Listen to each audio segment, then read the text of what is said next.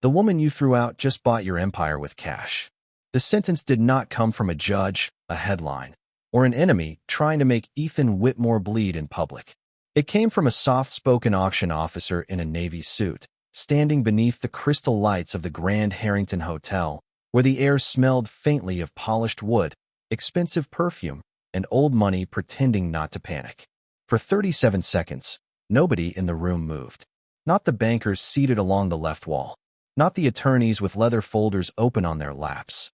Not the brokers who had spent all morning whispering that Whitmore Tower would never leave Ethan's hands because men like him always found another door, another loan, another friend with deeper pockets. Even the cameras near the back seemed to hold their breath. Ethan sat in the front row, one hand resting on the edge of the table, his white shirt sharp beneath a charcoal suit that had been tailored to make him look untouchable. But nothing about him looked untouchable now. His jaw tightened first, then his fingers. Then his eyes moved slowly toward the woman standing near the aisle, calm as rain against glass. Naomi Brooks did not rush forward. She did not smile. She did not wave a winning paddle like someone hungry to be seen. She stood with her shoulders relaxed, a cream-colored coat draped over one arm, her natural curls pinned neatly away from her face, and a black folder held against her chest. There was no diamond spectacle on her wrist, no loud designer logo. No hunger in her posture. Only stillness. The kind of stillness that made louder people feel suddenly unprepared. 5 years earlier, Ethan Whitmore had not known how to pronounce her name without making it sound like an inconvenience. Back then, Naomi had worn the gray blazer assigned to building operations staff. Comfortable shoes, because Whitmore Tower stretched 52 floors into the Atlanta skyline, and a plastic ID badge that clicked softly against her chest whenever she walked too fast. She had known the elevators by sound, the tenants by coffee order, the faulty heating zones by floor, and the exact hour when sunlight hit the marble lobby. Hard enough to expose every streak the night crew had missed. Ethan had known none of that. To him, she had been a face behind a service desk, a woman who answered calls, solved problems, absorbed complaints, and disappeared before the important people arrived. Until the morning she stopped disappearing. It had been raining then, too, a cold Georgia rain that tapped against the glass revolving doors while executives crossed the lobby under black umbrellas. Naomi had come in 30 minutes early after dropping her son, Caleb, at daycare 2 blocks away. Her hair was damp at the edges, her shoes were wet, and in her hand was a folder filled with printed reports she had spent 3 nights preparing at her kitchen table after Caleb fell asleep. She had found numbers that did not make sense. Maintenance invoices doubled. Empty suites marked as occupied. Tenant complaints buried under renewal summaries. Whitmore Tower was not failing yet, but Naomi could see the cracks. Not in the marble, in the management. She waited near the elevator bank until Ethan stepped out with 2 board members beside him and his assistant half a step behind. He looked like the building had been built around his reflection. Tall, clean-cut, silver watch flashing beneath his cuff, blonde hair combed with corporate precision, blue eyes already annoyed before she said a word. "Mr. Whitmore," Naomi said, keeping her voice steady. "I need 5 minutes. There are irregularities in the building reports." Ethan did not stop walking. "Send it through your supervisor." "I did," she said. 3 times. That made him stop. The lobby seemed to narrow around them. A few people glanced over. A security guard shifted near the desk. Naomi felt her heartbeat in her throat, but she opened the folder anyway. "The tower is losing money in places no one is tracking. If we restructure vendor contracts and repair tenant response time, we can prevent larger losses." Ethan looked at the pages for less than 2 seconds. Then he looked at her badge. Not her face. Her badge. Naomi Brooks. He read, as if the name belonged to a file he had already rejected. Operations assistant. The board member to his right gave a small, uncomfortable cough. Naomi held the folder tighter. "Yes, sir. But I know this building." Ethan's expression cooled into something smooth and public. The kind of cruelty that wore manners like a tailored coat. Knowing where the leaks are does not make you an architect. A few people in the lobby went silent. Naomi felt heat rise beneath her skin, but she did not lower her eyes. "I am not claiming to be one." "Then do not stand in my lobby pretending you understand ownership." His voice did not rise. It did not need to. It carried because everyone had already decided to listen. People like you do not build empires, Ms. Brooks. You clean up after them. The folder slipped a fraction in her hands. Somewhere behind her, the front doors hissed open and rain-wet air swept across the marble. Ethan leaned closer, his tone quiet enough to sound private and sharp enough to leave a mark. You will never succeed by mistaking observation for power. Then he handed the folder back without taking it. Clear your things by noon. Naomi did not answer. She could have defended herself. She could have told him about the nights she had stayed late fixing problems managers ignored, about the tenants who trusted her more than the executives upstairs, about Caleb waiting at daycare with a backpack shaped like a rocket because his mother had promised him they were both going somewhere one day. But in that lobby, with phones tilted and whispers gathering like dust in sunlight, Naomi understood something she would remember for the rest of her life. Some people did not hear truth until it came with a receipt. So she took off her badge, placed it gently on the marble desk, picked up her folder, and walked out into the rain without giving Ethan Whitmore the gift of seeing her break. The rain did not soften for her. It came down in straight silver lines, sliding off the glass face of Whitmore Tower and soaking through the shoulders of Naomi Brooks's blazer before she reached the curb. Behind her, the lobby lights still glowed warm and gold, bright enough to make the people inside look protected from weather, from bills, from consequences. Naomi did not turn around. She kept one hand around the folder Ethan had refused to read, and the other pressed against the strap of her work bag, as if holding the pieces of her day together by force. The bus stop sat 2 blocks away, near a coffee shop where she used to buy Caleb a blueberry muffin on Fridays if she had enough left after groceries. That morning, she did not go inside. She stood beneath the narrow awning, listening to rain strike the metal roof, hearing Ethan's words return with every drop. People like you. Those 3 words were worse than the firing. They were not about her job. They were about the small apartment she came from, the bus pass in her wallet, the daycare receipts folded in her purse, the fact that a black woman in a gray blazer had dared to see a problem a white billionaire had missed. Her phone buzzed once. Bright Star Daycare.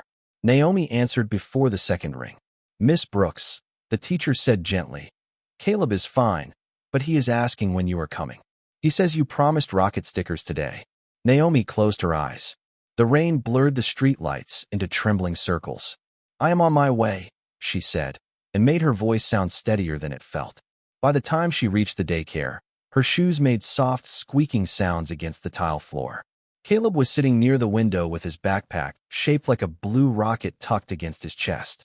He was 4 years old, small for his age, with brown eyes that studied the world carefully before trusting it. When he saw her, he stood and ran toward her, then stopped halfway because he noticed her wet blazer and the box in her arms. Mommy, did you come home early? He asked. Naomi crouched in front of him, ignoring the sting in her knees. Yes, baby. Did your building have a problem? For a moment, she almost smiled. Caleb called Whitmore Tower her building because she spoke about it the way other people spoke about gardens, knowing where things needed light and where things had been neglected too long. Naomi touched the side of his face. It did, she whispered, but not the kind I can fix from there anymore. He did not understand, but he placed one small hand over hers. That was the first mercy of the day. They took the bus home in silence. Caleb leaned against her arm, half asleep, while Naomi stared through the rain-streaked window at Atlanta sliding past in gray and amber. Office towers rose above the streets like promises made to people who could afford to believe them.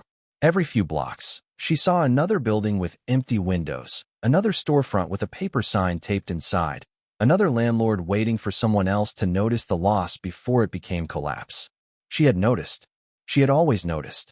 At home, the apartment smelled faintly of laundry soap and the rice she had cooked the night before. The kitchen light flickered once before holding steady. Naomi helped Caleb out of his damp jacket, warmed soup on the stove, and listened while he told her about a drawing he had made of a spaceship with wings. She nodded in the right places. She smiled when he looked at her. She did everything a mother does when her own chest feels crowded with fear, but her child still needs the world to feel safe. After dinner, Caleb fell asleep on the sofa with one sock missing and his rocket backpack still within reach. Naomi covered him with a blanket, stood there for a long moment, and let herself breathe. Not cry. Breathe. Crying would come later, maybe in the shower, maybe into a pillow, Maybe not at all. She had learned that pain did not always need sound to be real. She changed out of her wet clothes, put on an old sweatshirt from a community college business seminar she had attended years ago, and sat at the small kitchen table with the folder in front of her. The apartment was quiet except for the hum of the refrigerator and the soft rhythm of Caleb sleeping. Naomi opened the folder. Page 1 showed vendor expenses from the last 18 months. Page 2 showed tenant turnover by floor. Page 3 showed emergency repair costs that should have been routine maintenance. Ethan had looked at none of it. That did not make it worthless. She pulled a spiral notebook from the drawer, the kind she used for grocery lists and bill calculations, and wrote across the first clean page what they missed. Underneath, she listed every problem she remembered from Whitmore Tower. Not with bitterness, but with precision. Elevator delays on floors 21 through 28. Cleaning contract overpriced by 12%. 3 long-term tenants considering relocation. Heating complaints ignored on the north side. Empty suite on 46 marked unavailable for no clear reason.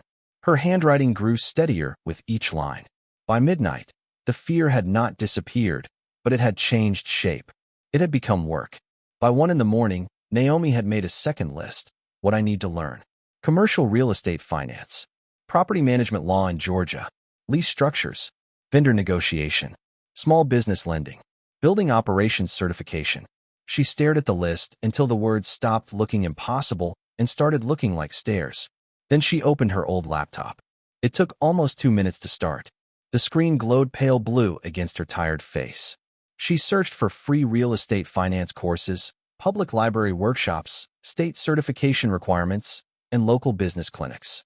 One page led to another. One note became 5. One insult became a map. Near 3 in the morning, Caleb stirred on the sofa and murmured her name.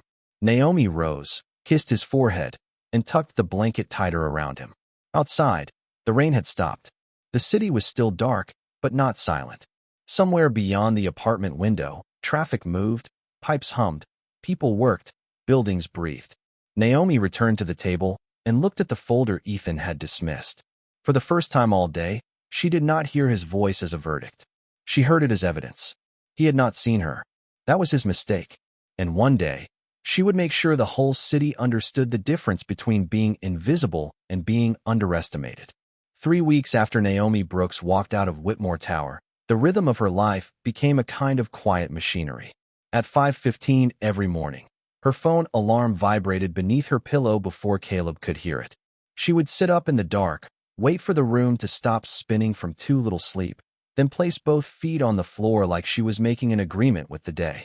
The apartment was cold before sunrise, especially near the kitchen window where the seal had cracked and let in a thin breath of Georgia winter. Naomi taped plastic over it herself, smoothing the edges with a grocery card because calling maintenance meant waiting 2 weeks for a man who would sigh at her like the leak was her fault. By 6, oatmeal simmered on the stove. By 6:30, Caleb was dressed in his school sweatshirt, one shoe usually missing, his curls still soft from sleep. By 7, they were on the bus with other people who carried lunch bags, tool belts, uniforms, and the private exhaustion of adults trying not to fall behind. Naomi took the early shift at a downtown diner because the manager paid weekly and did not ask questions when she showed up with red eyes and a real estate textbook in her tote bag. The diner smelled like coffee, bacon, floor cleaner, and old vinyl booze warmed by sunrise. She refilled mugs for men who discussed construction loans they did not understand, wiped tables after college students left pennies under wet napkins, and listened. That became her secret education. She listened to brokers complain about tenant improvement allowances.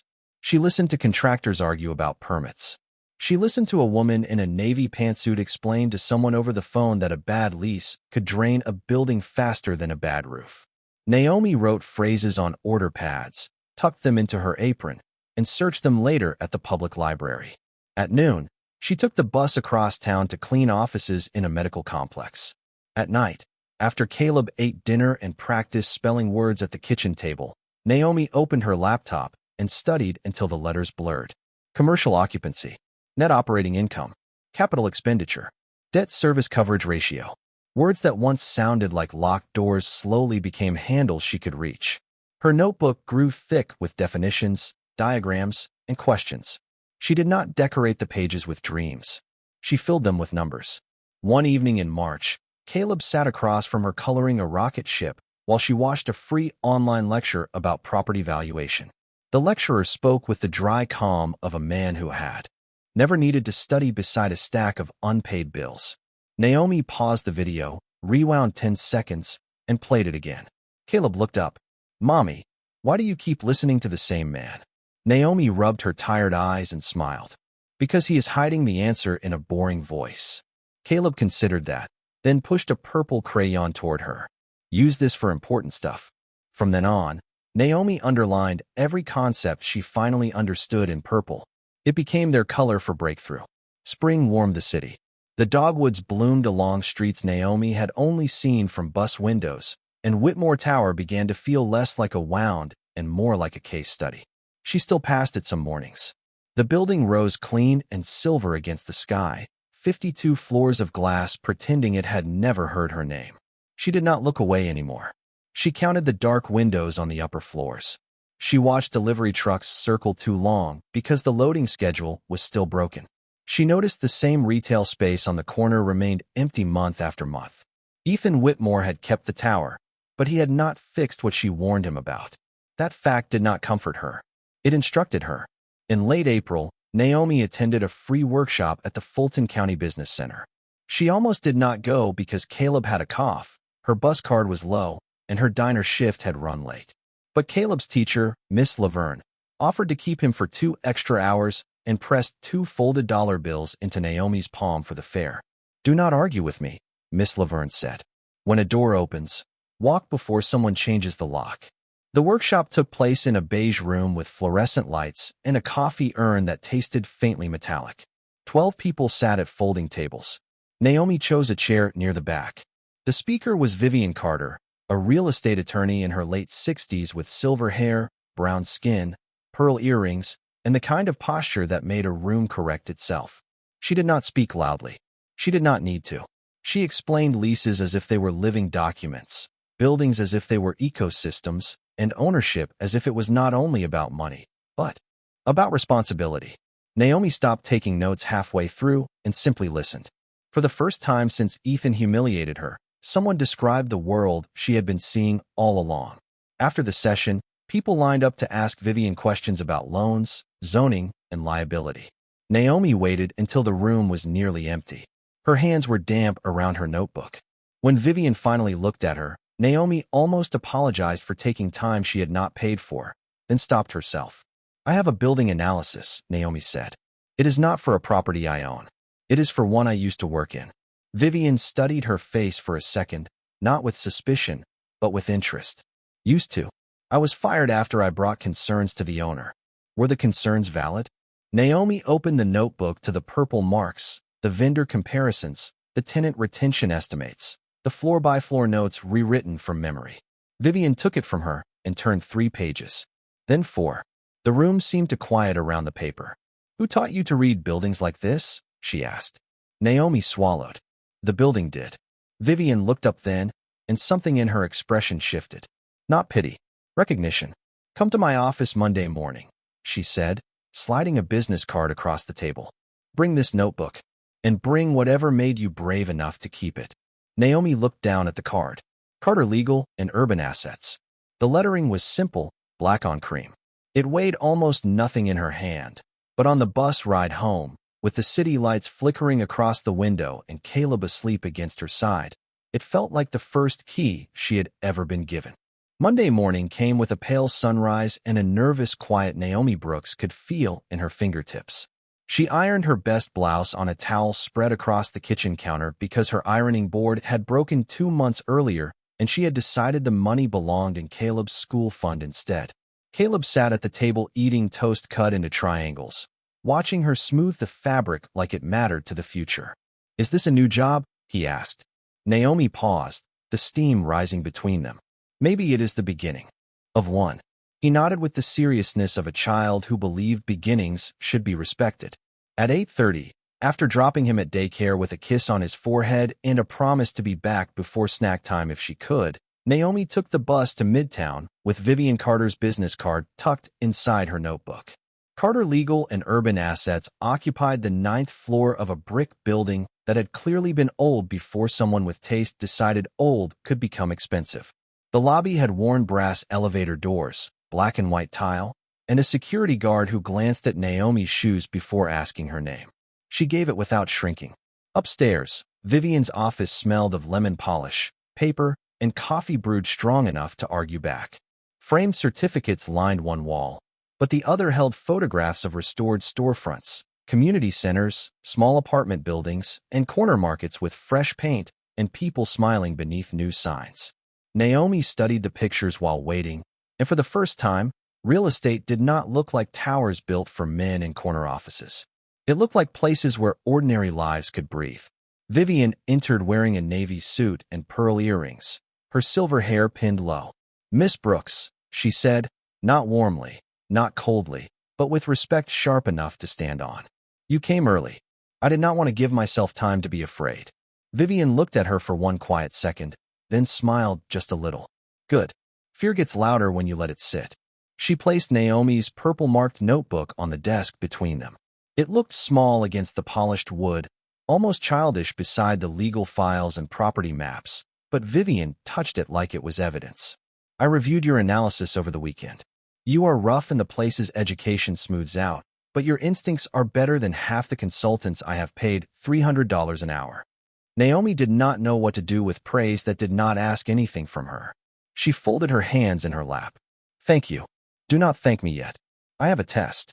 Vivian opened a folder and slid out photographs of a small commercial plaza in East Point, 12 miles south of downtown Atlanta.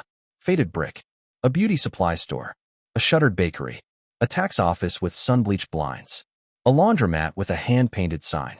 The owner is 81 years old. He wants to sell because his sons think the property is a headache. It is half vacant and losing money. The bank thinks it is dying. Naomi leaned closer. Her eyes moved over the parking lot, the cracked walkway, the empty units, the bus stop at the corner.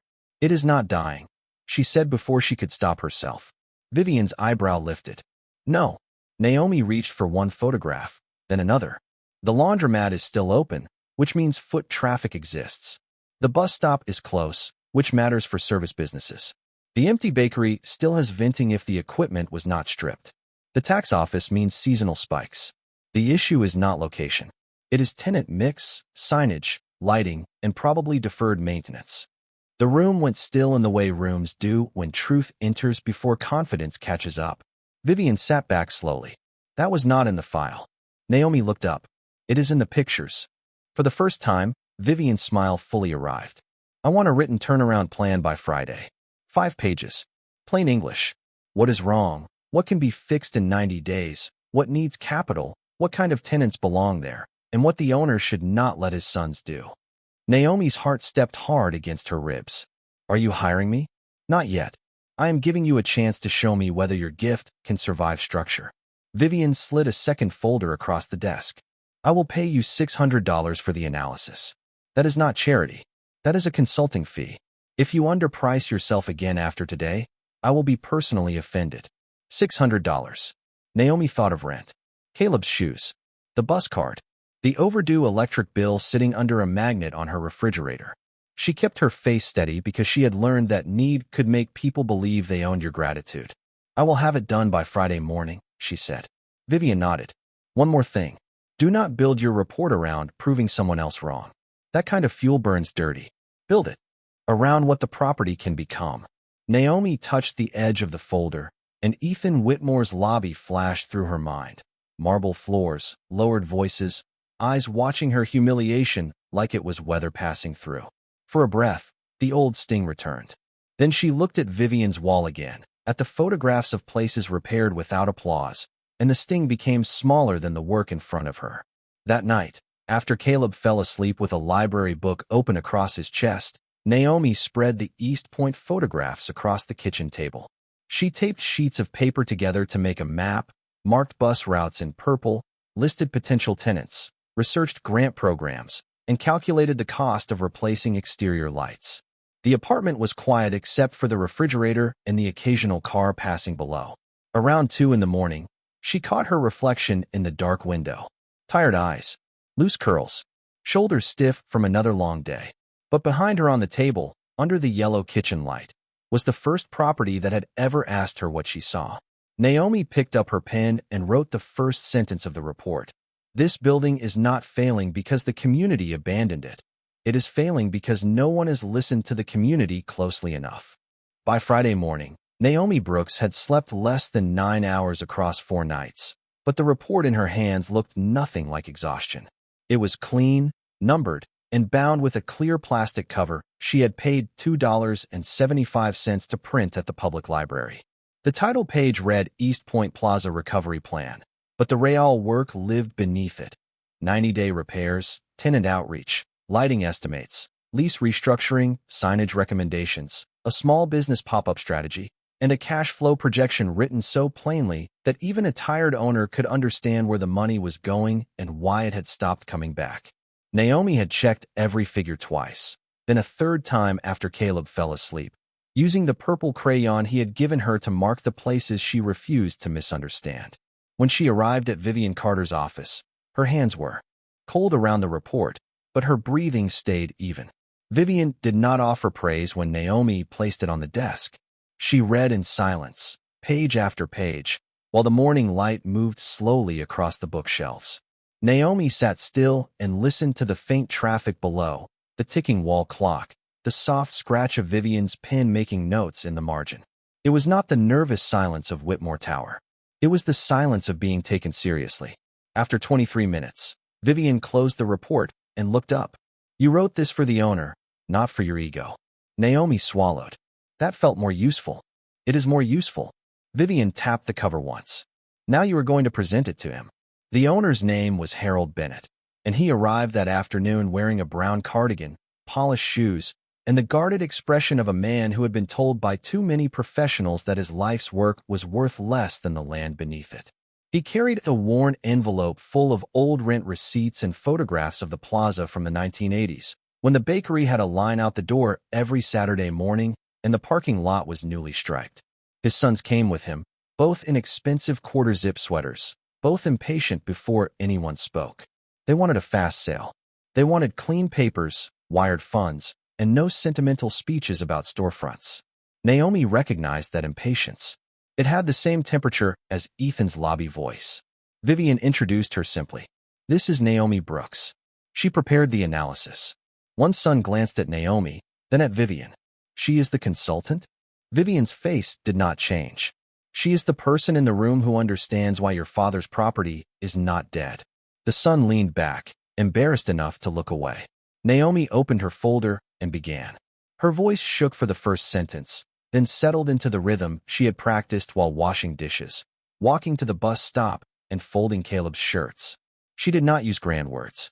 She spoke about lights in the parking lot, tenant trust, empty units with usable infrastructure, the value of a bakery hood, the laundromat's foot traffic, the bus stop as a lifeline, and the difference between a vacant plaza and a neglected one.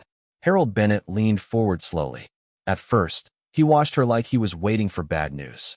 Then he watched like he was remembering something. When Naomi showed the photograph of the shuttered bakery and explained how a local breakfast vendor could reopen it with a short-term graduated lease, Harold touched the edge of the picture with one finger. "My wife used to buy peach turnovers there," he said quietly. The room changed. Not loudly, not dramatically, just enough for everyone to understand that the building was not only a balance sheet. It was memory with a roof over it. One of Harold's sons cleared his throat. "Even if this is nice, where does the money come from?" Naomi turned to the last page. "From what you stop wasting first." She showed the vendor overcharges, the insurance adjustment, the lighting rebate, the phased repair schedule, and the empty unit plan. You do not need to save the entire plaza in one day. You need to stop the bleeding, restore trust, and give the right tenants a reason to believe tomorrow will be better than yesterday. Harold sat back. His eyes were damp, but his voice was steady. "Can you help me do it?" Naomi looked at Vivian, because she did not yet know whether she was allowed to answer as if she belonged in that chair. Vivian gave the smallest nod. Naomi turned back to Harold. "Yes, sir. I can."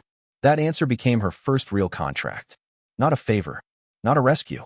A contract with her name on it, 6 pages long, signed in black ink, with payment terms that made her hands tremble only after she got home and locked the apartment door behind her. Caleb was on the floor building a tower from plastic blocks when she walked in. "Did the building people like your purple stuff?" he asked. Naomi set her bag down slowly, walked to him, and sat on the carpet. For a moment, she could not speak. Then she smiled, tired and bright. "They liked it enough to pay Mommy to help." Caleb grinned and placed a red block on top of his tower. "So we are builders now?" Naomi looked at the little tower leaning between them, fragile but standing. Outside the window, Atlanta glowed in the soft blue hour, every building holding someone's fear, someone's hope, someone's unfinished story. She touched the top block gently to steady it. "Yes, baby," she said. "But first, we learn how to build things that last." The East Point Plaza contract did not change Naomi Brooks's life all at once. It changed it in measurements so small that only a woman who had counted pennies could recognize them as miracles. The first payment cleared on a Tuesday morning while she was standing in the cereal aisle at Kroger, comparing 2 boxes by price per ounce. Her phone buzzed. She opened the banking app, and for a second the fluorescent lights above her seemed too bright to be real. The money was there. Not borrowed. Not promised. Earned. Naomi held the cart handle with both hands and breathed through the sudden pressure in her chest. Caleb, sitting in the front of the cart with his knees tucked up, looked at her carefully. "Mommy, are we okay?" She blinked, then reached for the cereal with the marshmallows he was never allowed to choose on school nights. "Tonight," she said softly, "we are better than okay." But celebration lasted only until sunrise. By Wednesday, Naomi was standing in the cracked parking lot of East Point Plaza with a clipboard in one hand and a cup of gas station coffee in the other, watching a lighting contractor explain why replacing the exterior fixtures would cost more than the estimate. The old Naomi might have apologized for asking questions. The new Naomi opened her folder. "Your bid includes 14 fixtures," she said. "There are 11 on the property, and 2 can be repaired instead of replaced. Show me where the extra cost belongs." The contractor looked at her, then at Harold Bennett, then back at the folder. By noon, the estimate dropped by $1,800. Harold stared at her as if she had pulled money out of the pavement. "How did you know?" Naomi looked toward the laundromat, where an older woman was carrying a basket through the door with her hip.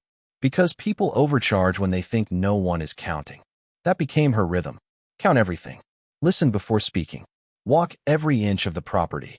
She learned the names of the tenants, not from lease files, but from standing in their doorways at slow hours and asking what made business harder than it needed to be. The laundromat owner, Mrs. Alvarez, needed safer lighting near the side entrance. The tax office needed better signage before filing season. The beauty supply store wanted weekend pop-up vendors to bring younger customers through the plaza. The vacant bakery still smelled faintly of sugar and old grease when Naomi unlocked it for the first time, and Harold stood behind her with his hat in both hands, looking at the empty display cases like they had been waiting for someone to remember them. Naomi did not promise him a miracle. She promised him a plan. The plan started with lights, then fresh paint, then a clean parking lot, repaired curb cuts, and a temporary weekend market that Vivian Carter helped structure through short-term vendor agreements. Naomi posted flyers at churches, community boards, barbershops, childcare centers, and the public library. She called small food vendors who had never been able to afford a permanent storefront. She convinced Harold's sons to stop talking about the plaza like a burden in front of the tenants. "People can hear when you have already given up on them," she told them during one meeting, her voice calm but firm. One son opened his mouth to argue. Vivian Carter looked over her glasses. He closed it. By the end of the first month, the parking lot stayed lit after sunset. By the end of the second, Saturday foot traffic had doubled. By the third, a woman named Denise Holloway, who sold sweet potato biscuits from a licensed home kitchen, signed a 6-month trial lease for the old bakery. On opening morning, Caleb stood beside Naomi in a pressed blue shirt, holding a paper bag almost as large as his chest. The line stretched past the laundromat. Harold Bennett stood near the door with his eyes shining, pretending to adjust the same sign 3 times so no one would notice. Naomi noticed anyway. She noticed everything. When Denise placed the first warm biscuit in Harold's hand, he whispered his late wife's name under his breath, and Naomi turned slightly toward the window to give him privacy. Success, she was learning, did not always sound like applause. Sometimes it sounded like an old man breathing easier in a bakery he thought was gone forever. The plaza's turnaround spread quietly at first. A neighborhood blog wrote about it. Then a local business reporter called Vivian's office asking who was behind the recovery. Vivian gave Naomi's name without warning her first. The article ran on a Sunday morning with a photograph of Naomi standing beneath the new East Point Plaza sign, wearing a simple black blazer and holding her purple-marked notebook against her side. The headline called her a rising urban asset strategist. Naomi read it twice at the kitchen table while Caleb poured too much syrup on his pancakes. She expected to feel proud. She did, but underneath the pride was something steadier. Recognition was useful, but it was not the foundation. The work was. Within 6 months, 2 more small property owners asked for consultations. Within 9 months, Naomi left the diner. She cried quietly in the storage room after her last shift, not because she would miss the smell of burnt coffee or the ache in her feet, but because that diner had kept her and Caleb fed while she learned how to become someone no one could dismiss. The manager hugged her and slipped a piece of pie into a takeout box. "For the little man," he said. That night, Naomi brought the pie home, lit one candle because she could not find matches for more, and let Caleb make a wish. "I wish for Mommy to get a building," he said. Naomi laughed softly, but the sound caught in her throat. Outside, Atlanta shimmered beyond the apartment window, towers rising in the distance, including one she still refused to fear. She looked at the city and understood that her son had not made a childish wish. He had spoken the next step out loud. The next step did not arrive dressed like destiny. It arrived in the form of a leaking roof, a tired landlord, and a narrow brick building on Memorial Drive with 3 upstairs offices, 2 ground-floor storefronts, and a faded green awning that snapped in the wind every time a city bus passed. Naomi Brooks first saw it on a humid Thursday afternoon. After finishing a tenant meeting across town, she had missed her transfer and decided to walk 6 blocks instead of waiting 30 minutes in the heat. Caleb was at after-school care. Her flats were rubbing the back of her heel, and her phone battery was low enough to make her nervous. Then she saw the for sale sign tilted against the window of the corner unit, half hidden behind dust, and an old poster advertising tax preparation from 2 years earlier. Most people would have kept walking. Naomi stopped. The building did not look impressive. The brick needed cleaning. The gutters sagged. One upstairs window had cardboard taped inside. The sidewalk out front was cracked near the curb. But the bus stop was full. The parking lot behind it had space for 12 cars. A pharmacy sat across the street, a daycare operated on the next block, and a popular barbecue restaurant 2 doors down had a line forming before noon. Naomi stood there with sweat gathering at her collar and felt the same quiet pull she had felt the first time she studied East Point Plaza. The building was not dead. It was unheard. She took a picture, wrote down the number, and called before fear could talk her out of it. The owner was a retired electrician named Mr. James Polk, 74 years old, widowed, practical, and tired of tenants calling him about repairs his knees no longer allowed him to climb toward. He met Naomi the next morning with a key ring, so heavy it sounded like wind chimes in his hand. He expected her to be another investor looking to strip the property, raise rent, and vanish behind a management company with a voicemail tree. Instead, Naomi arrived with a notebook, a measuring tape, a flashlight, and Caleb beside her wearing a yellow backpack and carrying a juice box. It was a teacher workday, and Naomi could not afford to turn down the tour. "He can sit in the empty office while we walk through," she said quickly, already bracing for judgment. Mr. Polk looked at Caleb, then at Naomi. "Long as he does not mind dust." Caleb lifted his chin. "I am used to buildings." Mr. Polk laughed, and just like that, the air softened. Naomi walked the property slowly. She checked water, stains, electrical panels, stair rails, lease files, utility bills, alley access, and the visibility from the main road. Caleb sat in the front office drawing rockets on the back of an old invoice while sunlight cut through the blinds in thin gold lines. By the end of the tour, Naomi had a headache from moldy carpet and math, but her pulse was steady. The asking price was too high for what the building needed and too low for what it could become. That was the kind of tension where opportunity lived. For 2 weeks, she barely slept. Vivian Carter reviewed the purchase documents and warned her 3 times that ownership was different from consulting. "When it is your building, every leak knows your name," Vivian said. Naomi nodded. Then I should learn the sound of water early. She applied for a small business loan and was rejected by the first bank in 11 minutes. The second bank praised her recovery work, then asked for more collateral than she owned. The third offered terms so sharp Vivian told her to leave the room before politeness cost her money. Naomi did not collapse. She adjusted. She brought in 2 neighborhood investors, both women who had followed the East Point Plaza story and wanted a stake in something local. She used her consulting savings, negotiated seller financing with Mr. Polk, and wrote a repair plan so detailed that even the skeptical loan officer at a community development fund stopped interrupting halfway through. The closing happened on a rainy morning, almost 2 years after she had walked out of Whitmore Tower with a box in her arms.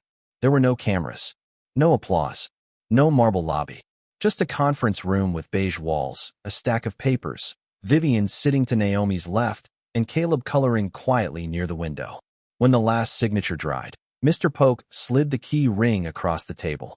Naomi stared at it for a moment before touching it. The keys were scratched, mismatched, ordinary. They were the most beautiful things she had ever seen. "Congratulations," Vivian said softly. "You own your first building." Caleb looked up from his drawing. "The whole thing?" Naomi turned the key ring in her palm and felt its weight settle into her bones. "The whole thing," she said. That evening, they stood together in front of the brick building as the rain cleared and the clouds opened just enough for sunset to spill orange light across the windows. Caleb pressed both hands to the glass of the empty storefront. "What will it be?" he asked. Naomi looked at the bus stop, the daycare down the block, the people walking home with grocery bags, the cracked sidewalk waiting for repair, the dark upstairs offices waiting for voices. She did not see a trophy. She saw work, responsibility, and the first door she had opened with her own name on the paperwork. "A place people can start," she said. Caleb leaned against her side. "Like us." Naomi smiled, and this time it did not hurt. "Exactly like us." Owning the building on Memorial Drive taught Naomi Brooks that a key could open a door and still leave 1,000 problems waiting behind it. The first week brought a plumbing repair that cost more than her first car, a city inspection notice with language cold enough to ruin breakfast, and a tenant who threatened to leave because the parking lot lights still flickered after sunset. Naomi did not pretend she knew everything.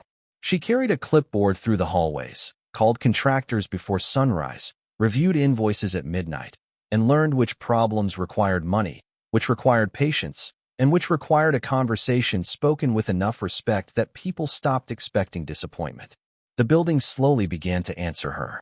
The empty storefront became a shared retail space for local makers who could not afford full rent alone.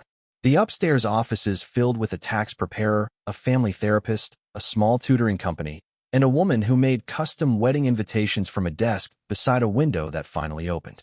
Naomi repainted the hallway a warm white, replaced the broken mailbox labels, added security lighting, and planted 2 crepe myrtle trees near the curb because Caleb said every building needed something alive outside it. By the end of the first year, the building was fully leased. By the end of the second, it had enough positive cash flow for Naomi to refinance on better terms and pay back one of the women who had invested in her early, with interest and a handwritten note. She framed the first rent roll that showed 100% occupancy, not because the paper was beautiful, but because numbers had become a language no one could use to erase her. Vivian Carter watched the transformation with a quiet pride she rarely admitted out loud. On a warm June afternoon, she invited Naomi to lunch at a restaurant in Decatur where the iced tea came in mason jars and the waiters knew half the customers by name. Naomi arrived with a folder because she had learned never to enter a business conversation empty-handed. Vivian saw it and laughed softly. "Do you ever simply eat?" Naomi opened her menu, usually with a spreadsheet nearby. Vivian reached into her purse and placed a slim envelope on the table. "Then put the spreadsheet down for 5 minutes and read this."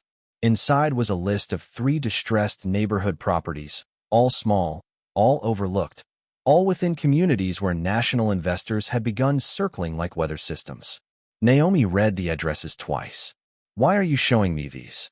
Vivian leaned back. "Because you are no longer a consultant learning ownership. You are an owner building a philosophy." Naomi looked up slowly. "That sounds expensive." "It is. But expensive is not the same thing as impossible." That sentence stayed with her longer than the meal. Within months, Naomi created Brooks Urban Equity, not in a glass office or a downtown suite, but at her kitchen table after Caleb went to bed. She filed the company paperwork with Vivian's guidance, opened a business account with hands that no longer shook at bank counters, and chose a logo simple enough to print on cream paper.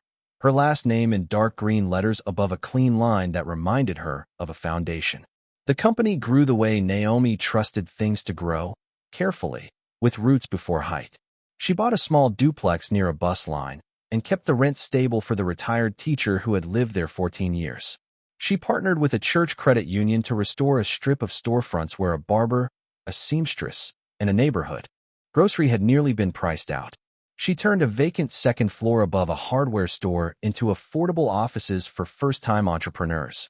Every deal had to make financial sense, but Naomi refused to let profit become an excuse for forgetting who stood on the sidewalk outside. Caleb grew alongside the company. He learned to do homework in empty offices, to recognize the smell of fresh paint, to fall asleep in the back seat while his mother drove past properties after evening meetings. At 9, he could tell when a building had bad drainage. At 10, he asked why some neighborhoods had beautiful sidewalks and others had cracked pavement nobody fixed. Naomi answered honestly, never turning the world into a fairy tale for him, but never letting injustice become the only story either. That is why we learn the rules, she told him one night as they sat in the car outside a boarded-up storefront on Auburn Avenue.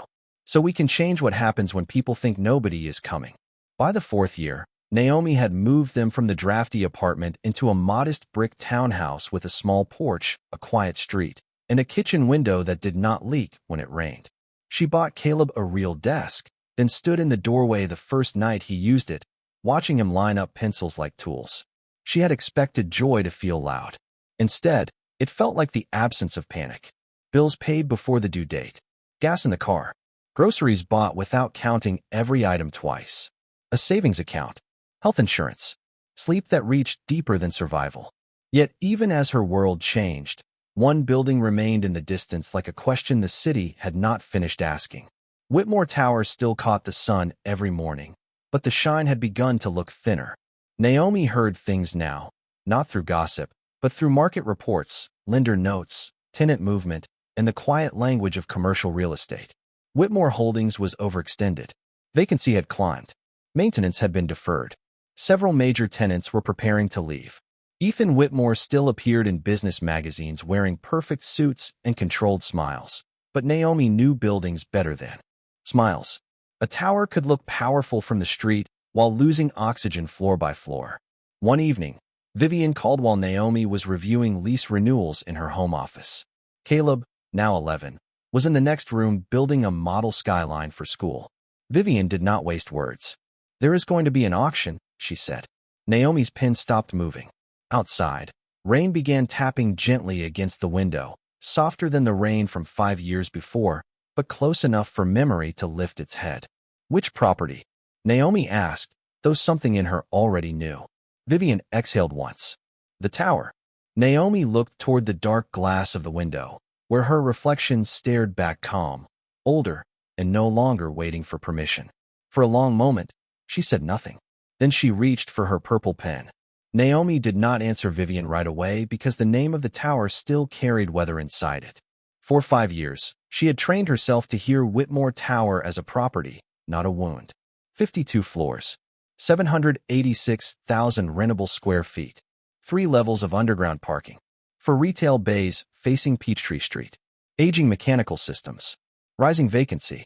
Deferred maintenance hidden behind polished stone. Those facts were safer than memory. Memory had Ethan Whitmore standing beneath the lobby lights, reading her badge like it proved her limits. Memory had phones turning toward her. Memory had rain waiting outside like a witness. Naomi placed the purple pen on her desk and asked Vivian for the auction file.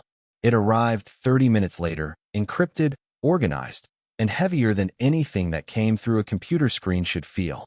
She read until after midnight, while Caleb slept down the hall and the city glowed beyond her office window. The tower was worse than she expected. Whitmore Holdings had borrowed against future leases that never stabilized. 2 anchor tenants had issued non-renewal notices. The retail atrium had lost foot traffic after management raised common area charges without improving services. Elevator modernization had been delayed twice. Energy costs were high enough to embarrass any competent operator. Naomi made notes without letting her hands rush. This was not revenge. Revenge did not require due diligence. Revenge did not calculate tax exposure, capital reserves, and tenant improvement allowances. Revenge did not call mechanical engineers, review environmental assessments, or ask whether a daycare center could occupy part of the second floor under current zoning. By sunrise, her desk was covered in marked pages, sticky notes, and a legal pad titled "What the Tower Needs." Not what Ethan deserved, what the tower needed. That distinction mattered. Over the next 4 weeks, Naomi moved through the acquisition process with a calm that made other people nervous. She toured the property under a bitter identification number, not her personal name. She walked through the same lobby where her badge had once hit the marble desk, wearing a dark green suit and low heels that made almost no sound. A junior asset manager led the tour, speaking too quickly, pointing out renovated conference facilities and skyline views while avoiding the small failures Naomi noticed immediately. A ceiling stain near the north corridor. 2 vacant retail suites staged with fake furniture. Security staff stretched too thin at shift change. A tenant complaint log minimized by categories instead of causes. Naomi stood near the elevator bank and listened. The chime was delayed by half a second. It had been delayed 5 years ago, too. Some neglect had a long memory. "This is one of Atlanta's premier commercial addresses," the asset manager said, forcing brightness into his voice. Naomi looked up through the atrium, where sunlight fell through glass panels and landed on the marble in pale squares. "Premier does not mean healthy," she said. The young man blinked, unsure whether he was allowed to respond. Vivian, standing beside Naomi with a tablet in her hand, did not look up, but Naomi could feel her approval. They inspected 12 floors, the loading dock, service corridors, mechanical rooms, tenant amenities, and the garage. Naomi asked about lease expirations, vendor contracts, emergency repair history, and concessions offered to departing tenants. Every answer confirmed what she already knew. The building had not collapsed because it lacked value. It was suffocating under arrogance, the same arrogance that believed shine could substitute for care. When the tour reached the lobby again, Naomi paused near the operations desk. The surface had been replaced, darker now, more expensive, but the position was the same. She could almost see her old badge lying there. For one breath, the past moved close enough to touch. Then a security guard asked if she needed directions, and Naomi smiled politely. "No, thank you. I know my way around." Ethan Whitmore did not know she had toured the building until 3 days later. His assistant brought the bidder list into his corner office at 9:15 on a Monday morning, the same office where the city spread beneath the windows like something he still believed belonged to him. He had not been sleeping well. The banks had become careful. The board had become quiet. His fiancée, Blair Sutton, had stopped asking how serious things were and started asking what the situation would do to their wedding coverage. Ethan stood behind his desk, reading the list with a silver pen in his hand. Most names were expected. Private equity firms, a pension-backed real estate fund, 2 regional developers. Then he saw Brooks Urban Equity. The pen stopped moving. "Who is this?" he asked. His assistant checked the notes. "A local acquisitions firm. Community-focused portfolio. Strong performance in adaptive reuse and neighborhood commercial assets." Ethan kept staring at the name. Brooks. It should have meant nothing. Atlanta had thousands of Brookses.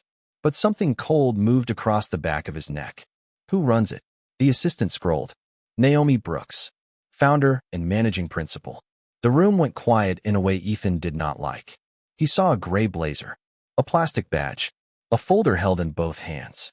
A woman standing in his lobby while rain pressed against the glass.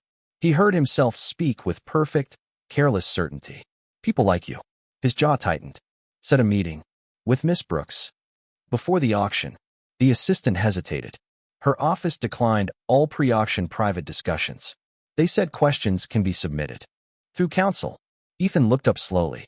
He was not used to being handled through counsel by someone he had once dismissed before noon. For a moment, irritation rose first, familiar and easy. Then beneath it came something sharper, something he could not name without surrendering pride. Fear, perhaps.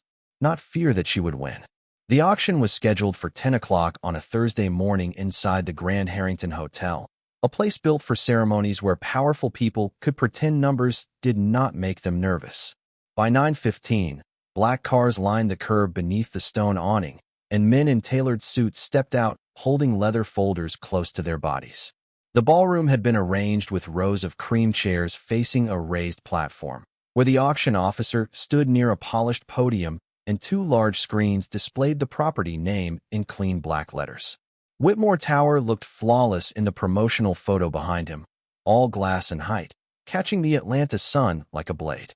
Naomi Brooks arrived through the side entrance with Vivian Carter beside her and two attorneys following half a step back.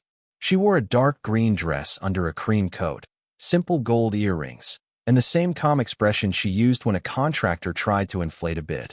No one announced her. No one needed to. Conversations thinned as she crossed the room. Some people recognized her from local business features. Others recognized Brooks' urban equity from the bidder list and began whispering as if her name had entered before her body. Ethan Whitmore saw her from the front row. For a moment, he did not move. The last time he had seen Naomi in person, rain had been waiting beyond his lobby doors, and she had been holding a rejected folder in both hands. Now she walked past bankers who turned their heads to follow her, and the folder in her hand carried enough certified proof of funds to make half the room adjust their posture. She did not look at him. That was the first thing that unsettled him. Not anger, not triumph, absence. She took a seat 3 rows behind him, opened her file, and spoke quietly to Vivian. Ethan faced forward again, but the room had changed temperature. Blair Sutton sat beside him in a pale designer suit, her blonde hair tucked behind one ear, her engagement ring catching the light every time she touched her phone. She leaned toward him with a smile that did not reach her eyes. That is her. Ethan kept his gaze on the podium. Yes. She does not look like someone who can carry a deal this size. Ethan heard the old version of himself in Blair's voice, and for once, it did not comfort him. It embarrassed him. Do not underestimate her, he said quietly. Blair looked at him, surprised enough to forget her practiced smile. The auction began with formalities, disclaimers, reserve terms, deposit requirements, and the kind of legal language that made emotion seem inappropriate. Naomi listened without blinking. She had already memorized every term. Her financing structure was not built on ego. It was built on liquidity, partner commitments, conservative projections, and cash reserves large enough to handle the first 18 months of repairs without begging a bank for patience. Other bidders came in strong at first. A private equity firm opened with confidence. A regional developer moved quickly. A pension-backed group raised in large, clean increments, trying to make the room believe the ending had already been funded. Naomi waited. Vivian did not ask why. She knew Naomi's patience was not hesitation. It was measurement. Ethan watched the bids climb with the tight calm of a man standing beside a door that had already started closing. Every number pulled another thread from his control. This building had carried his name, his father's expectations, his company's image, and the illusion that he could always fix tomorrow with one more negotiation. Now strangers were pricing it in public. When Naomi finally lifted her paddle, she did it without drama. Her bid landed clear and precise. Heads turned. The private equity representative looked back at her, then whispered to his analyst. The regional developer frowned. The pension group raised again. Naomi waited 3 seconds, then raised. Not rushed, not emotional, just certain. The numbers climbed beyond what several bidders considered practical. One by one, paddles lowered. The room grew quieter with each retreat. Ethan felt Blair shift beside him. This is reckless, she whispered. No, he said, almost to himself. It is informed. The final contest came down to Naomi and the pension-backed group. The auction officer repeated the current bid, his voice echoing under the chandeliers. Naomi looked at Vivian. Vivian gave no signal, no smile, no performance. She simply sat beside the woman she had watched become inevitable. Naomi lifted her paddle one last time. The number appeared on the screen. A soft wave of reaction moved through the room, not loud enough to be disorderly, but strong enough to make the air pulse. The pension group requested a pause, checked with someone by phone, then lowered their paddle. The auction officer looked across the ballroom. Going once. Ethan stared at the back of Naomi's chair. Going twice. Naomi's fingers rested lightly on the edge of her folder. Sold to Brooks Urban Equity. The strike of the gavel was small, almost delicate, but Ethan felt it land everywhere. In the silence that followed, the officer added the line that changed the room completely. Purchase to be completed in cash upon closing, pursuant to verified funds already held in escrow. Someone inhaled sharply. Someone else whispered, cash. Blair went still. Ethan slowly turned in his seat. Naomi was standing now, shaking the hand of her attorney, her face composed, her shoulders unburdened by the need to look victorious. She had not bought the tower to humiliate him. That was what made the moment unbearable. Humiliation would have still made him central. Naomi had bought it because it fit her plan, because she understood the building, because she had become the kind of owner he once told her she could never even imagine being. Their eyes met for the first time across the ballroom. Ethan expected to see satisfaction. Instead, he saw distance. Not coldness, not cruelty. Distance earned over 5 years of work he had never witnessed. He rose before he decided to, stepping into the aisle as people began collecting documents and murmuring into phones. Naomi, he said, the sound of her name in his voice. Reached her, but she did not move toward him. Vivian glanced at her, ready to intervene. Naomi lifted one hand slightly, not for Ethan. The next morning, Whitmore Tower looked different to Ethan because it no longer belonged to him. The glass still climbed into the Atlanta sky with the same cold confidence. The lobby still smelled of polished stone and expensive flowers, and the security desk still reflected the ceiling lights in perfect squares, but ownership had moved somewhere he could not reach. People felt it before anyone said it. The guard stood a little straighter when Naomi Brooks walked in with Vivian Carter, 2 building engineers, and a transition team carrying tablets instead of apologies. Tenants who had spent years being ignored stepped out of elevators and watched her pass with cautious curiosity. Naomi did not perform authority. She simply used it. She asked for maintenance logs, emergency contact lists, vendor access schedules, lease abstracts, service contracts, and a full elevator report by the end of the day. Her voice stayed level, but every person around her understood that level did not mean soft. Ethan waited near the elevator bank in a charcoal suit, his hands folded in front of him like a man trying to look invited. Blair was not with him. That was the first mercy of the morning. Naomi saw him, checked her watch, and stepped into the elevator without greeting him as if the meeting had already begun. Ethan followed. Vivian stayed outside, holding the door with one hand for a moment. Her eyes met Ethan's. There was no threat in them, only memory. Then she released the door, and the elevator closed with a quiet seal. For several floors, neither of them spoke. The numbers climbed in pale light above the doors. 11, 12, 13. The air carried the faint scent of metal, carpet cleaner, and old machinery working harder than it should. Ethan looked at Naomi's reflection in the brushed steel wall. She stood with her folder tucked beneath one arm, posture relaxed, eyes forward. 5 years had not made her louder. They had made her harder to interrupt. When the elevator slowed between floors 21 and 22, just as she had said it would, Naomi pressed the hold button. The car gave a small mechanical sigh. "You have 3 minutes," she said. Ethan had prepared something during the sleepless hours before dawn. A careful apology. A clean explanation. Words polished enough to survive pride. But standing beside her in the stalled quiet, he suddenly understood that polished words were part of the problem. "I remember what I said to you," he began. Naomi did not turn. "Do you?" "Yes." His throat tightened. "I remembered it at the auction. I remembered your folder. The rain. Your badge. That is what you remember?" Her voice was calm, but the question stripped the sentence bare. Ethan looked down. The elevator light hummed softly above them. "I remember dismissing you." "No," Naomi said. "You remember the scene. That is different." He looked at her then. She was still facing forward, but her eyes in the reflection were steady on his. "You remember the part where people watched," she continued. "You remember the badge because it makes a clean symbol. You remember the rain because regret likes weather. But do you remember what was in the folder?" Ethan opened his mouth, then closed it. He did not. Not really. Numbers, maybe. A complaint.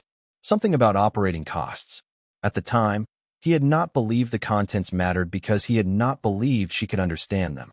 The realization came with no drama, no thunder, no cinematic mercy. It simply stood there in the elevator with him, plain and undeniable. "No," he said quietly. "I do not." Naomi nodded once, as if that answer was the only honest one he had given. That folder outlined the first signs of the same failures that brought this building to auction: vendor waste, tenant neglect, deferred maintenance, empty floors disguised by optimistic reporting. "You did not lose this tower last week, Ethan. You started losing it when you confused my job title with my intelligence." The words landed cleanly, not cruelly. Clean was worse. Cruelty could be blamed on emotion. Clean truth had nowhere else to go. Ethan gripped the handrail, not because he was weak, but because for the first time in years, the story of his own downfall had someone else's handwriting in the margins. "I was arrogant," he said. "You were trained to be," Naomi replied. "And then you chose to stay that way because it rewarded you." His eyes shifted to her folder. "I tried to find you after the auction notice. I know. I should have found you sooner." "No," Naomi said, finally turning to face him. "You should have listened when I was standing in front of you." The elevator felt smaller now. Not unsafe, just honest. Ethan searched her face for anger and found something harder for him to endure: peace. She was not shaking.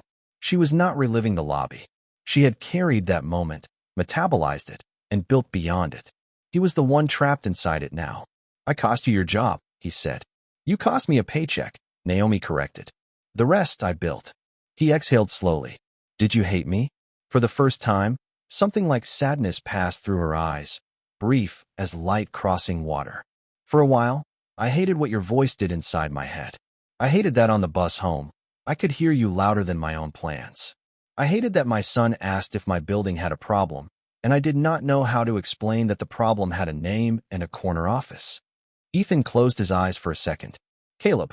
He remembered seeing no child in that lobby, no daycare call, no life beyond the woman he had humiliated. He had reduced her to a badge, and in doing so, erased everything that made her human. Naomi continued, softer now, but not gentler. "Then I got busy. Hate takes time. I had a child to raise, classes to finish, properties to save, tenants to protect, and bills that did not care about my feelings. Eventually, your voice became background noise. Then it became data. Then it became nothing. Nothing." Ethan had been called many things in business: ruthless, brilliant, difficult, visionary. Nothing was the one word he had no defense against.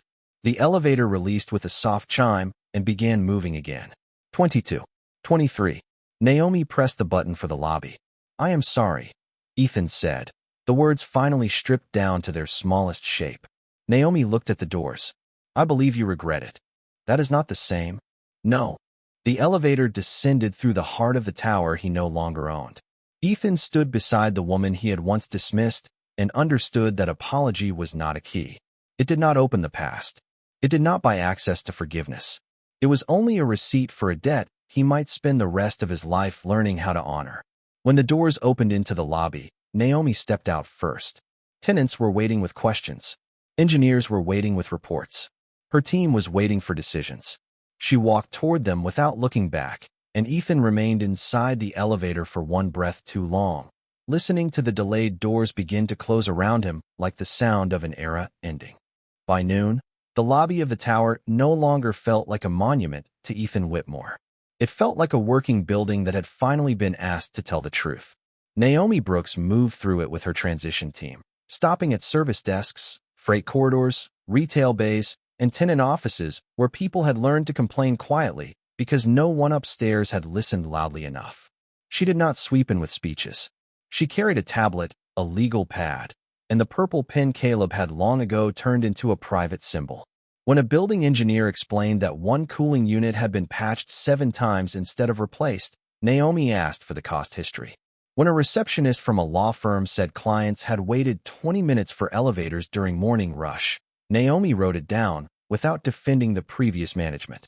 When the owner of a small coffee kiosk admitted she was thinking about leaving because rent had gone up while foot traffic went down, Naomi asked one question: what would make staying worth the risk? The woman blinked, as if no one had ever made the question that simple. Ethan watched some of it from a distance. He had intended to leave after the elevator conversation, but departure required a kind of dignity he could not yet locate.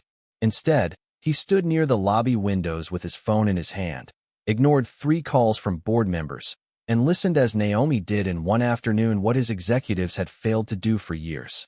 She made people believe their experience had value. That was the part that unsettled him most. He had always thought ownership meant control. Naomi treated ownership like responsibility. Near 3 o'clock, Blair Sutton arrived with a public relations consultant and a photographer she claimed was only there for her personal brand coverage. She swept through the revolving doors in a white suit, sunglasses perched on her head, her smile polished for cameras that had not yet decided whether to care. Ethan saw her before Naomi did and felt a knot tighten behind his ribs. "Not today," he said under his breath, walking toward her. Blair kissed the air near his cheek, then looked past him toward Naomi, who was speaking with 2 tenant representatives beside the security desk. "So it is true," Blair said lightly. "She is turning this into some kind of neighborhood project." Ethan kept his voice low. "This is not the moment." "It is exactly the moment," Blair replied. "The narrative is getting away from you." He almost laughed, not because anything was funny, but because 5 years ago he would have understood that sentence as strategy. Now it sounded like a warning from a world he was no longer sure he wanted to belong to. Blair stepped forward before he could stop her. "Miss Brooks," she called, bright enough for nearby people to turn. Naomi finished her sentence to the tenant before looking over.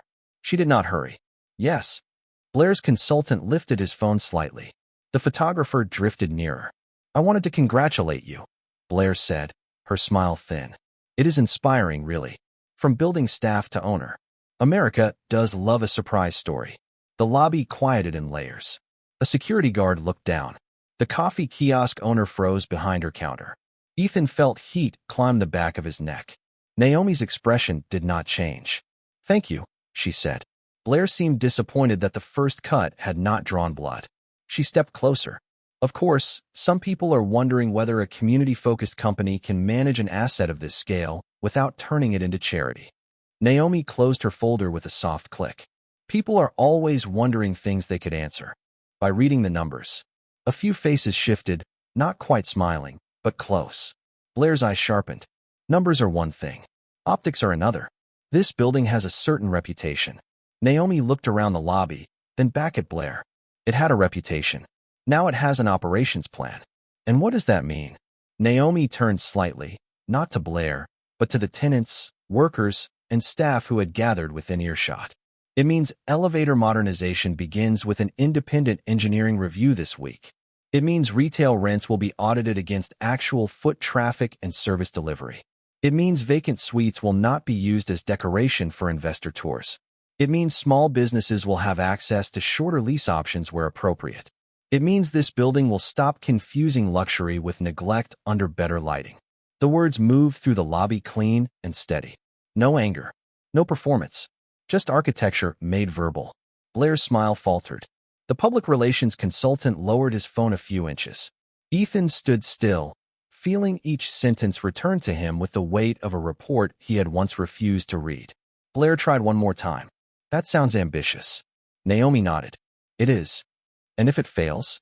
For the first time, Naomi smiled. Not sweetly, not cruelly, just enough to show she had outgrown the need to fear that question. "Then it will fail with records, accountability, and repair attempts documented in full. But if it succeeds, it will not be because people underestimated me. It will be because the right people were finally heard." The coffee kiosk owner began clapping first. It was small, almost embarrassed, one pair of hands near an espresso machine. Then one of the engineers joined. Then a receptionist. Then a tenant representative. The applause was not thunderous, not staged, not polished for a campaign video.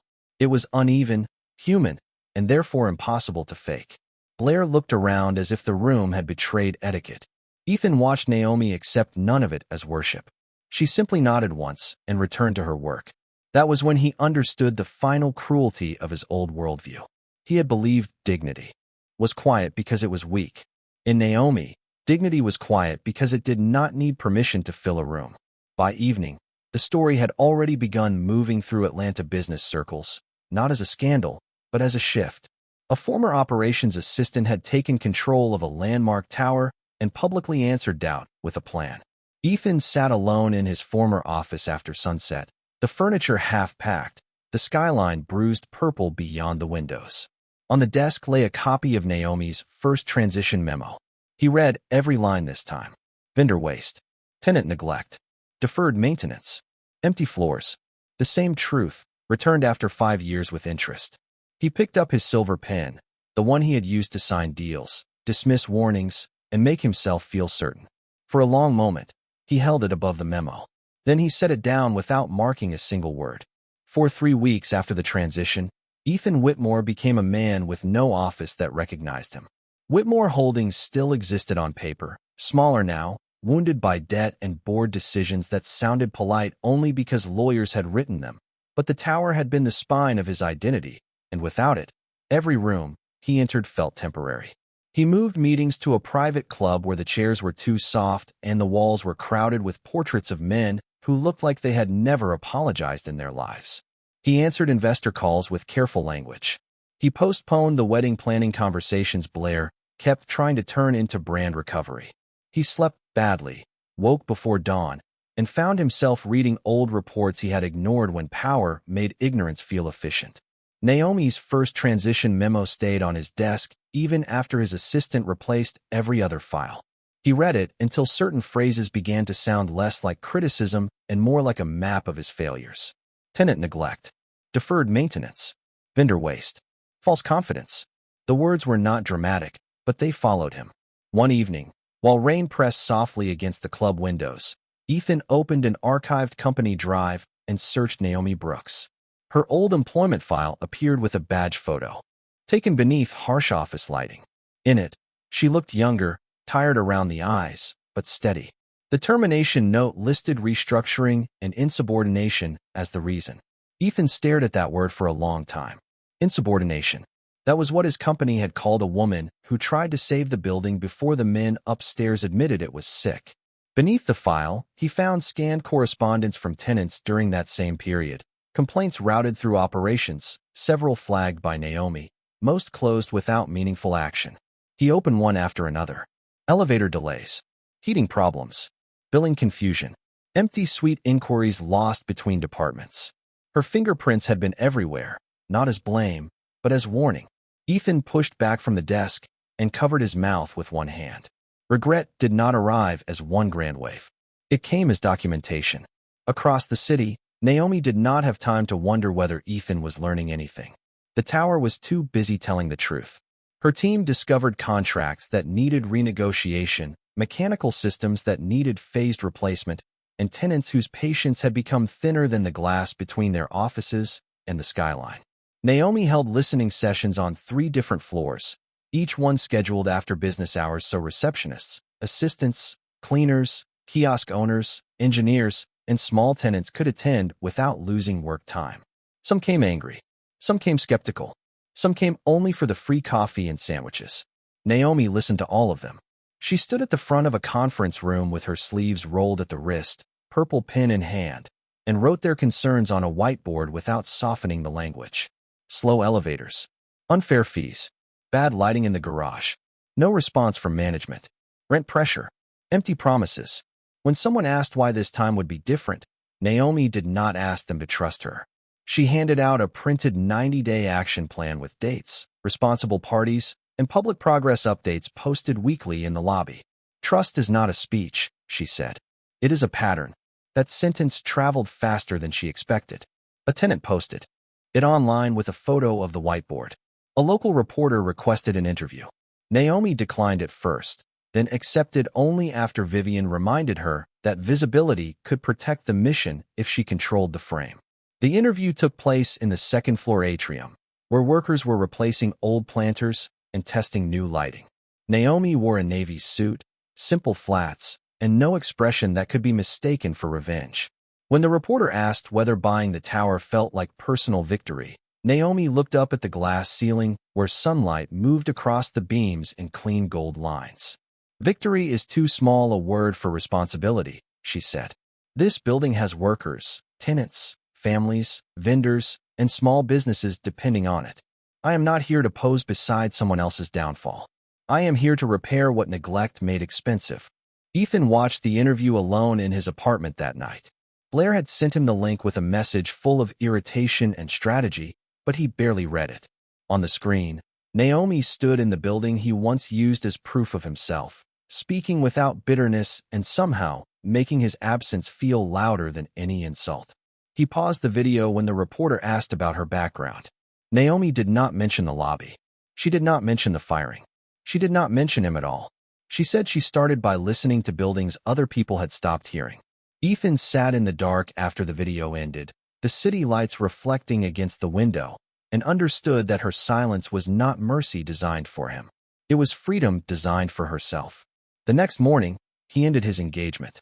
There was no scene, no shouting, no public statement beyond a brief mutual notice their teams crafted in careful language. Blair called him foolish, ungrateful, and professionally reckless. Ethan did not argue. For the first time, he recognized the sound of a room where image had been mistaken for intimacy. After she left, he placed the ring box in a drawer and did not feel sadness as much as clarity. Then he did the one thing his old self would have considered humiliation. He called Vivian Carter's office and requested an appointment, not with Naomi, but with Vivian. She agreed to 20 minutes at a coffee shop near Decatur, neutral ground with scratched wooden tables and sunlight falling across the floor. Ethan arrived early. Vivian arrived exactly on time. She did not remove her gloves before sitting. "If you are here to ask me to soften Naomi, you can save your breath," she said. Ethan shook his head. "I am here because I want to know how to make restitution without turning it into a performance."